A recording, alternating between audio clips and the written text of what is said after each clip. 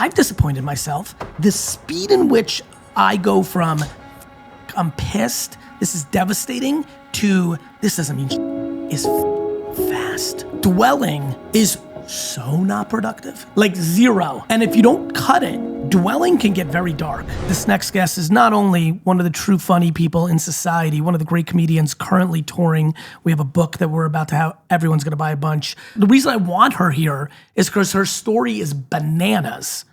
Her story is bananas. She's a true inspiration. My friend, how are you? I'm okay. I think destiny brought me here today. We were booked to come here. But I got the call yesterday that they're passing and all the press that goes out when they pass on something that big. And you know, in another world, when I didn't know you, I would probably be scrolling your videos to remind myself that it's okay. You have to take hits and keep coming back because that's the business. Yeah, of course. But life had it that we were going to sit across from each other. You're the king of resilience, Gary. And for years, I've leaned on you for support. And like, thank you for having me. I love you. Sister, listen to me. This is really, like, honestly, do you know how blessed you are to be able to be disappointed about this? I know. I mean, there's literally, over the next decade, millions of people that will listen to this, of the long tail of podcasts, who would die to even be in a position that they were in striking distance of selling a sitcom to a major network. It is a remarkable accomplishment from where you started. When did you start doing comedy? 5 years ago. Fucking, do you know how insane that is?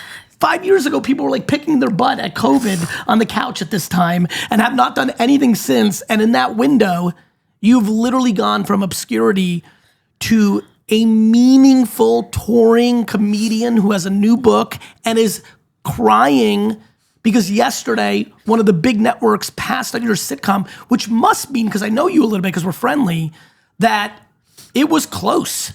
You wouldn't be acting this way. It must have been almost kind of, I don't know the details, so the pilot was in a 4-way bidding war. Every network in America had bid to buy it. And we went with these guys because they really wanted it. They really wanted it. They told us they wanted it. And then, you know. They pulled the rug out? And we made a pilot that in the end, they were like, it's so good, there are no notes. Is the pilot softly based on you and the fam? It's based much on me and my fam. Yeah. And it's like, and they knew, and it's fine. I have nothing against the network. People make the business decisions. It's business. I don't take it personally. I know you don't. You have to learn not to, right? Because you do in the beginning. Now I know why you're crying. You got caught in it felt done. Yes. Yeah, I got it. Exactly. There's nothing like, honestly. I'm disappointed in me. I know. I got it now. Exactly. I got it now. Exactly. Because honestly, I'm like, come on, we got, now I get it. By the way, I mean, this is ludicrous, but this is for my audience right now. What is happening here is why in the history of the last 20 years of New York Jets football, until the clock goes 0-0-0, the Jets could be winning 24-0 with 9 seconds left. Yeah. And I will not celebrate, because when you celebrate before it's over, you are in deep shit for what's happening right now. Yeah. You allowed yourself to go there because obviously everything that led up to it made you believe it was 101%. It was a rookie and it was mistake. 99. Yeah, it's a rookie mistake. And I'm upset at myself. I have nothing about the network. It's all, you know, the legal contract said they have the option to not pick it up. Of course. So they've done nothing wrong. It's me. Mm-hmm. It's me being like, do I not get it? If the paper was not signed and sealed, what was I thinking? You know? Look, listen, I mean, fuck, man. Like, it's, you know, again, if it sounds like it makes sense, George Lopez, Roseanne Barr, like if you're like really doing that show, yeah. You know, you're confident right now. You've been red hot. You're super actually, let's introduce yourself. Yeah. I know we're like fully in it. I know people can read. Tissue, I don't even know what I don't even know. We have tissues. Oh my God, I'm proud of us. Thank you. Wow. Why don't you tell everybody who you are and what you do? I'm Zarna Garg. I'm a stand-up comic. I'm an Indian immigrant mom, mother of 3 kids, and very notorious daughter-in-law. Yes. Because I make mother-in-law jokes, and I am one of one in this world, South Asian woman making mother-in-law jokes. Right. Because my people don't understand you can do that for fun. Yes. And not be personally like skewering real people in real life. So it's an education for my people. But that's what I do. I'm also an award-winning screenwriter. I'm a content creator. Yep. I have a whole content business of my own. And and currently I'm now doing my second year of touring with Tina Fey and Amy Poehler. I just signed on to do this year as well. Good. I opened for them on the road. You crush. I saw it. And I have a book out, my journey of how I became a comedian, how I actually came to America. This is the book about how I came to America. I'm a happy immigrant. So I wrote a happy immigrant story, even though there's a lot of ups and downs. I know it's not cordial to ask a woman her age, but Please I think ask. this is incredibly important because I really view you. Yeah. This is why we're close. Because you know me. Yeah. You know me. You guys know me. I keep my circle tight. Yeah. I'm for everyone, but in real life, I'm for almost no one. Yeah. I think you're a real fucking inspiration. I try. No. You did.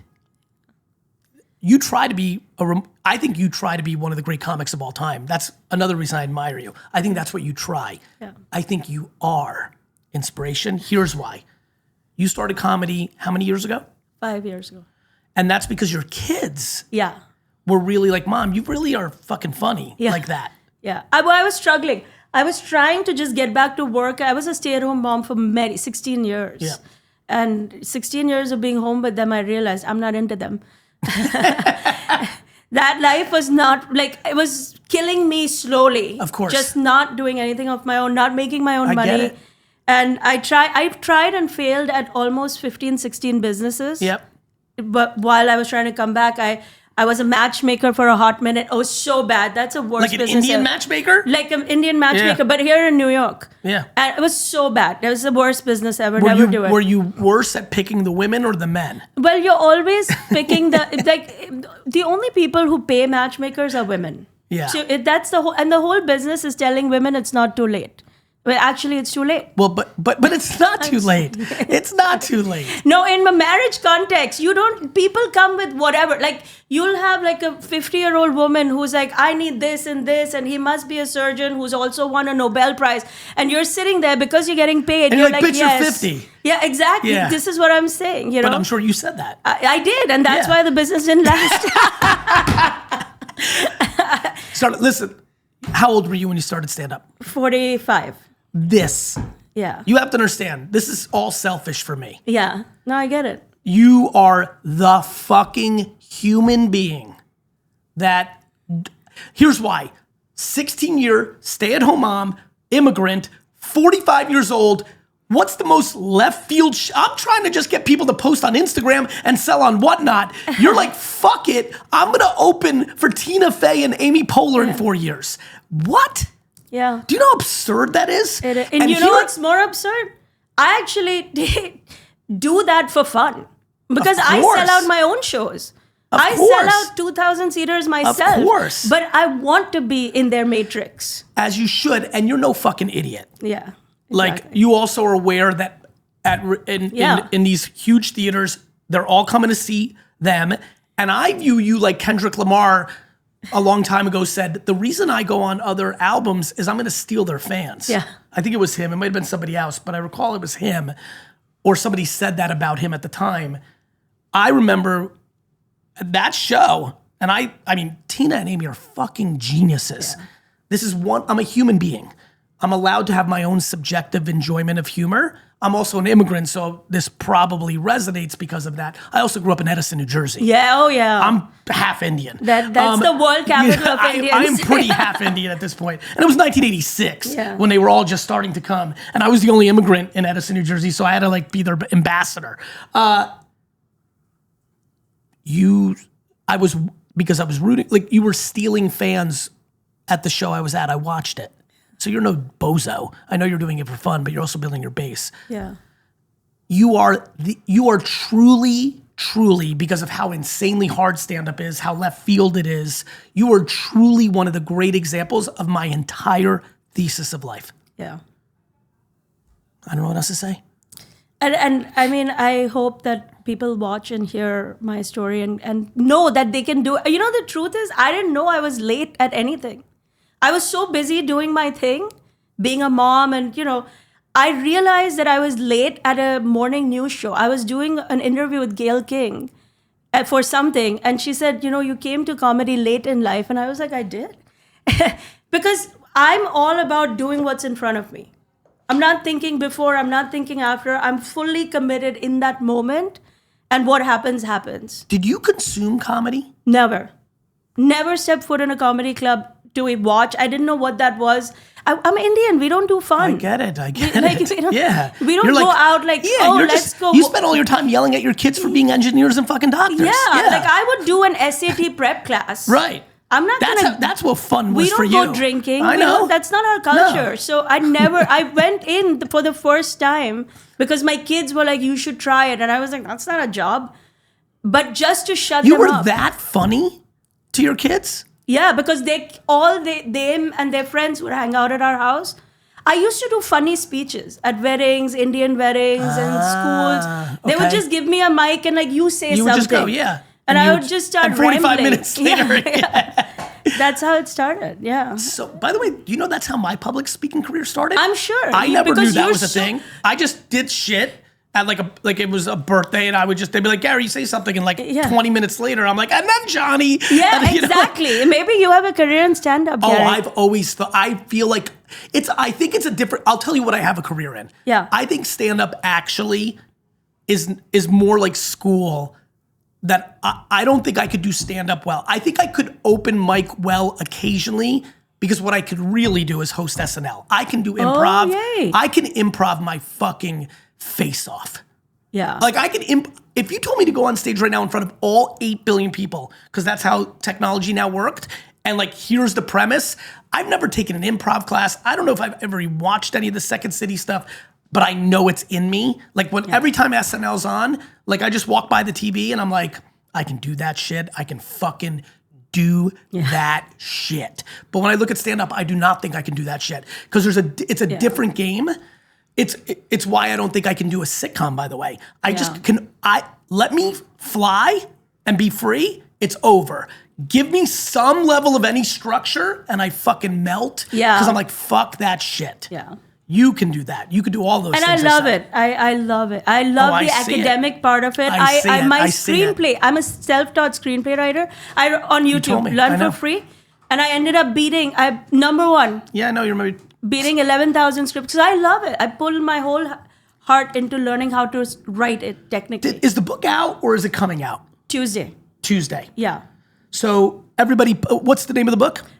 This American Woman. All right, everybody, listen. If you're a reader, I'm telling you, and you guys all know I don't read books. I have no fucking idea what's in this book. I'll never read this book. What I can tell you from the bottom of my heart is I would bet my life that this is a remarkable book. I just know this woman. I know her. So if you just read, because you're weird like that, aka you're like 90% of the world, you should buy it. B, for the other 10% that aren't like that, you need to buy 2 copies just to support her. She needs to feel good next Tuesday, and it would mean a lot to me if you do that. I don't know if we're gonna put this out on Tuesday. We'll probably put it out a little earlier. I think book publishers always have it wrong. They're like, wait for the day. I'm like, fucking stack the sales. Stack the fucking sales. And by the way, can you just read? Yeah. I just need, Mike, you need to listen to this. Listen to don't give the endorsement. Name the humans that endorse the back of the book. This is fucking ludicrous. Go. It's Tina Fey, Amy Poehler, Mindy Kaling, Kevin Hart, Padma Lakshmi, Lily Singh. We had to decline endorsements. Of course. Because there's no space. I'll be honest with you. I triple checked my email and text. The fact that I wasn't asked for an endorsement, because by the way, I've sold more books than every person on the back that are combined on the record.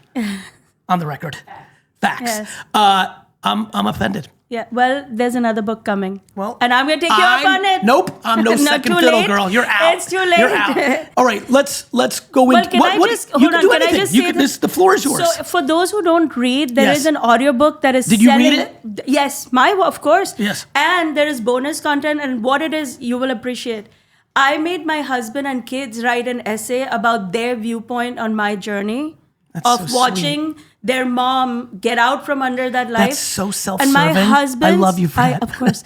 And my husband's essay is shattering. It's a shattering look at married couple life, because He lost his job just as my career took off. Wow. And during COVID. I didn't know. 22 years of working on Wall Street, he lost his job. I forgot and that. Yes, I had to step in and not just be a comic, but build a comedy business overnight, because New York City, as we know, is expensive. Yeah. Money, all the money you have saved is going to blow like a box of donuts. It's gone in a day. And he, in his essay, talks about what it means and what it meant to him to have a life partner. Wow. Who, that's huge. my journey. That's part of the Audible experience. Did the book has photos. Did the mother-in-law read an essay? My mother-in-law has hired an agent because she thinks she deserves a cut from every book sales. Right, because you're joking. But by the way, my father says the same shit. Yeah, He's a big character. Yes, you know that. Yes, my father's like, hey, real quick, I feel like you talk a lot about me. Do I get money for that? I'm like, no, Dad, you don't get money. In fact, you owe me money. Well, you started his wine library. Yeah, he started, yes, it changed to wine library with me. I built a huge business for my dad. Yeah. But, immigrant stuff is so cool. The older I get, the more I'm grateful the luck of the draw gave me that journey, because I love my American friends to death. They don't have the same luxury. They fully take being born in America for granted. They can't help it. Yeah, it's not their fault. Yeah, it's not their fault. And they have different family dynamics. Immigrants have different family dynamics. It is, when I tell you I love America, I fucking love America. You should see me, because I travel the world. Everyone wants to shit on America, no matter who the fucking president is. Of course. Last 15 years, shit. I fucking come guns a-blazing. I fucking shattered these 30 people in the UK a couple weeks ago from all over the world. They just shat on America for about 20 minutes, and then I just stayed quiet, which is impossible for me. Yeah. But I was setting up my killer move. There's a Nobel Peace Prize there. You have no idea what I did to them. I just systematically destroyed them. And it's true, because America, for all its shortcomings, life is about comparison. The Canadian dude's like, da-da-da. I'm like, why the fuck does everyone come to America for their surgeries that have money if it's so fucking great? So nonetheless, but America, for all the greatness that Americans and America has, they do not have the family structure in the culture the same way. And it is the great blessing of that immigrants have, because fuck, man, when all else fails, having a family unit, a sister, a nephew, a brother, a mom, a dad, whatever you have, when you have immigrant family shit, it's different. Yeah. It's fucking different. Yeah. I wish it on all of them. I do, and I mean, I actually put them to work. Yeah. Hashtag believe in child labor. Yeah. All my kids out there working. I'm the byproduct of child labor. Right. I am the child. But do you not think you benefited from it? Of course I benefited from it. You would not be who you are. Of course not. Exactly. I mean, if I had all my high school days just hanging around by the pool, I'd not be who I am. Exactly. Now, I think I took it too far, and No. They didn't take it too far. It's all good. It's all good. There's no such thing. What do you want people to know about the book?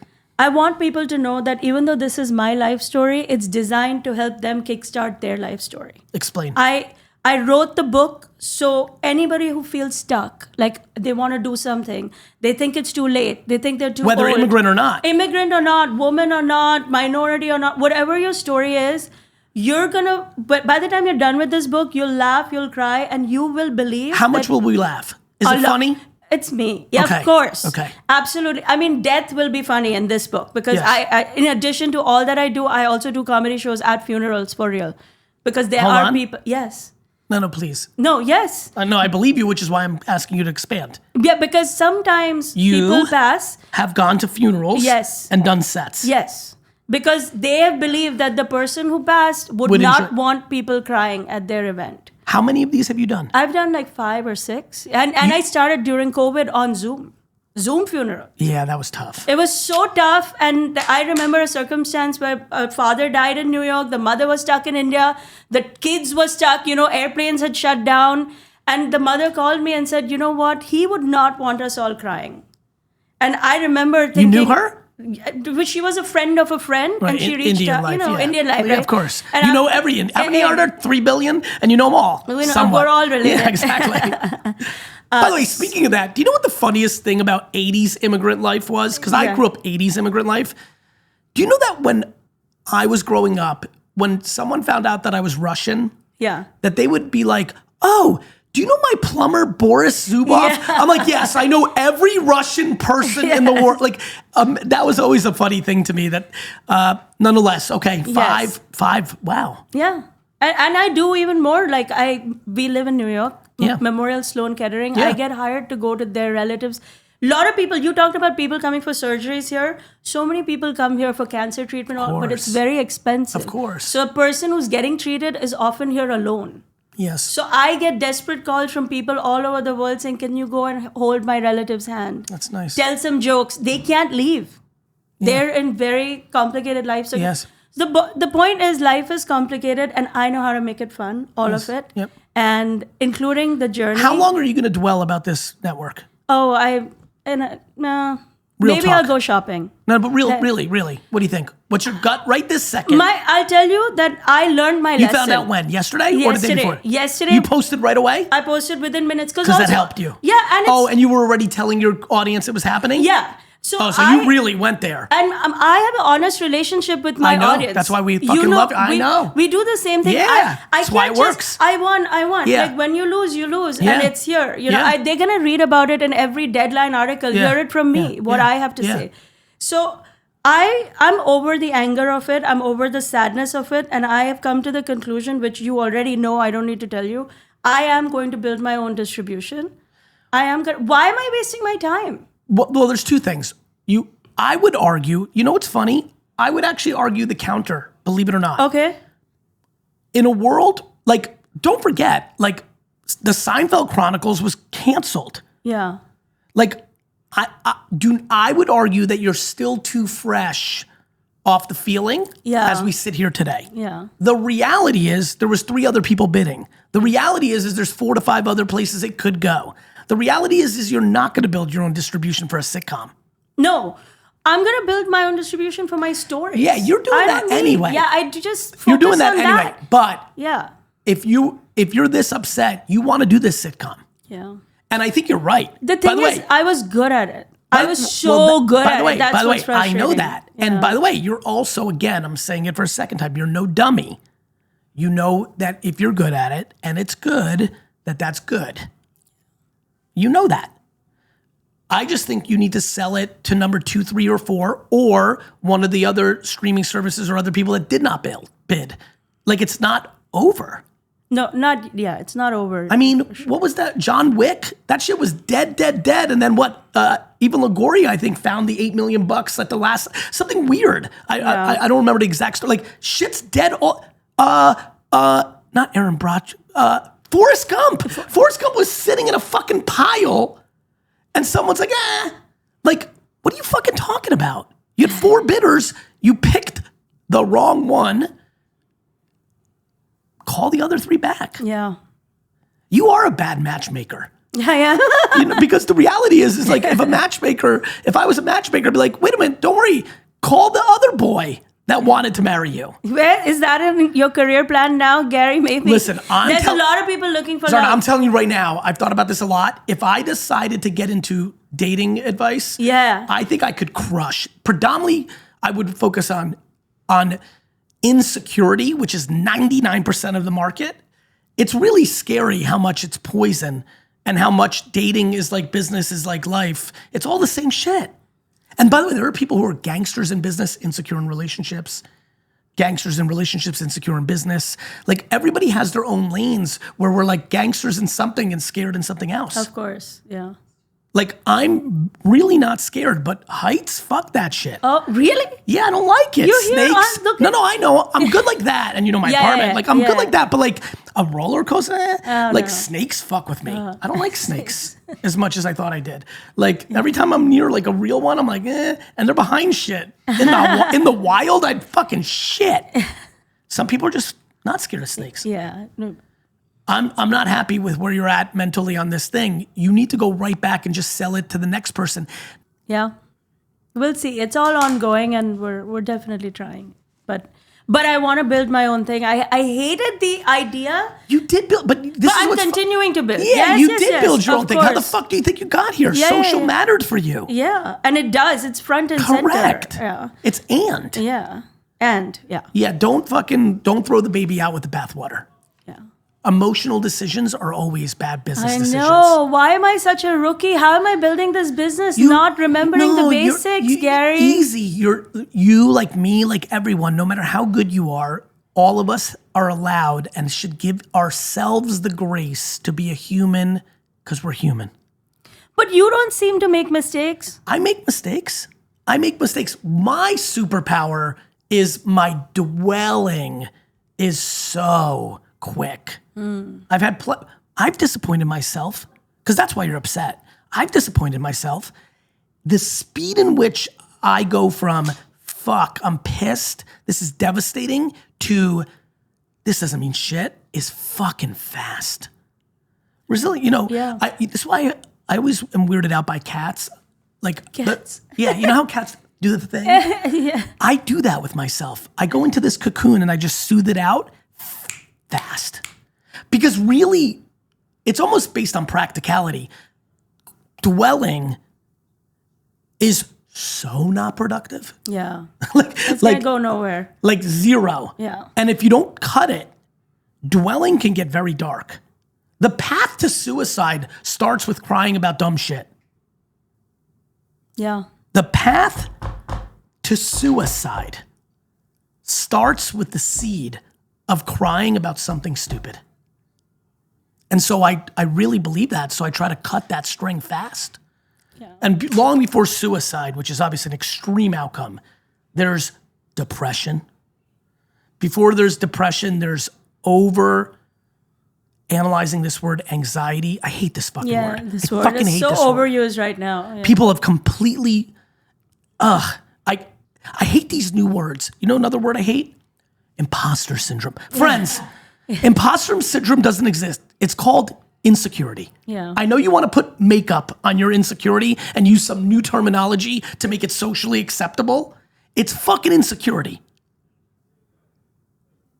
Yeah. And we've weaponized this word anxiety for what is in actuality for the last 100 years of humanity, and I can't go further with what my own research, which is temporary inconvenience, a momentary struggle. Even, let me give you more grace, sustained lack of enjoyment in something. But we fucking have fucking analyzed everything. That's what we do. But the good news You almost sold a fucking sitcom 5 minutes ago. You were sitting worried about when your son was going to walk in from school today. Yeah. Yeah. We're not allowed to cry about this. You're right. I do need to hear that. But the good news is I am not feeling suicidal at all. I know that. I'm actually feeling more like, who can I kill? Yes, I understand. But that's also, I know, yes. that also, and I don't plan it. But when I think that, whose face I know what's not your mother-in-law. It is my mother-in-law. The reason you're crying is because I know you're a gangster. When you started the path of who can I kill, something bad happened. Yeah. It was you. It was me. It was you. Oh, I was so angry. It was you. It's feel always so the worst. Stupid. It's the only time I'm actually upset is when I'm upset with myself. Yeah. I never am upset when someone else is doing dumb shit or trying to fuck with me. I understand it. The only time in life that I'm actually sad is when I'm disappointed in myself. Yeah. I feel so stupid. You know what I feel like? I feel like those guys who go to strip clubs and the strippers convincing them that she's in love with them. Yes. And you believe it? Yes. Yeah, but she's doing it every 5 minutes. I feel like I was that idiot. Well, that's because Diamond is very convincing. Yeah. You know? Yeah. Yes. No, that's right. But you know what else? Look, it's let's really analyze what really happened here. Let's actually use our time that's remaining here on something very important, which is who used the evil eye on you? Because you know it's the evil eye that got you. No. No, right. Let's get to the crux of Indian culture. Who evil-eyed you? Because you know this was locked in until someone evil-eyed you. Yes, somebody ran interception. Who was it? That's actually, let's get to the punchline. Okay. The immigrants just all stood up. Again. Americans are confused, but immigrants, I got you here at the end. Who the fuck evil-eyed you? I mean, crazily enough, and I'm going to mention her for the third time in this It's podcast. not. It is. No, I'll tell you why. She was evil-eyeing you 5 years ago, and you had this all happen. It's not her. It's actually, I think it's Tina Fey. No. Yes, I do. Oh, no, my sorry, I God. think No, Tina. I think no, I think it's no, my Tina. God, No, I'm telling you, it's somebody on the back of this cover. Somebody on this. I'm telling you. Know it's always. You know the evil eye always comes from where you least expect it. That's true. Thank you. That is true. Thank you. That's why it gets you. That's Correct. why it gets you. Yeah. Wow. Oh my I God. know. Not Tina. Now what? I'm gonna do a sitcom with her. Probably. All right. Let's wrap this up. Couple things. Yeah. Everybody, you got to get the book one more time. Where do they go on Amazon to get the book? What's the name of it? Amazon- I'm sorry. The name. This American Woman. Next. Your specials are incredible. Where can they find them? I have one on Amazon, Yes. 1 in a billion, and a Yes. second one dropping in July. Oh, in Practical July, People that's right. Win. Yep. Coming on Hulu. Hulu. I knew that. Okay, yeah. that's not out yet. Got it. So those two, Yeah. July, Hulu, right? Amazon for the other one. Yeah, I have a movie that's playing, my first ever movie, A Nice Indian Boy, that shattered every indie movie record out there. I play the mother of a gay son, Indian boy who's in for love you. with a white boy. Love. But my son is a doctor. Yes. So that's a good thing. Thank God. Yeah, I know. I told the director, I was Like, I like, you needed can't give me that. every problem. And what about on social? Where do people find you? At Zarna Garg everywhere. Spell that out for everyone. ZarnaGarg. Sorry, I love you. Thank you. Oh my God. Everything's Thank you. fine. I don't use the L word, but thank you. And everything's fine. Yeah, it's going to be okay. Honestly, you need this chip on your shoulder. It's been going too well. I know. I was Honestly. definitely due for a Yeah, hit. you needed a little humble Yeah. shot in the ass. Yeah. You know what I mean? Yeah. You know, you're so chippy. You understand this is actually, genuinely, actually going to make you more successful. You do know that, right? I mean, I intellectually know that. My heart's not there right now. Well, it's only 24 hours. Yeah. But you only have another 24 hours or I'm going to start making fun of you publicly. Okay. All right? Okay. Okay, good. Love you. Thank you.